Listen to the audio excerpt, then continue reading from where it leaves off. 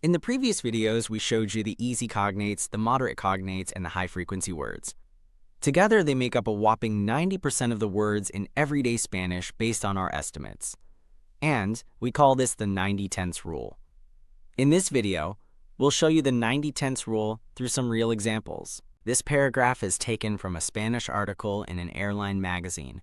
You'll read it more closely in Lesson 3. For now, we'll color code the words like this. Green for easy cognates, blue for moderate cognates, no color for high-frequency words, and orange for words that are neither cognates nor high-frequency. As you'll see, only 5 words are in orange. That's just 10% of this paragraph, which has about 50 words.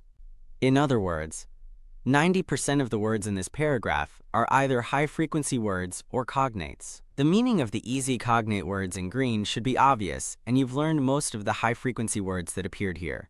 Feel free to pause here and try to see if you can understand most of the paragraph. In this paragraph of 70 words, only 3 words are coded orange. So for this paragraph, more than 90% of the words are either high-frequency words or cognates. In conclusion, we've shown you the 90-tenths rule in action with real Spanish texts.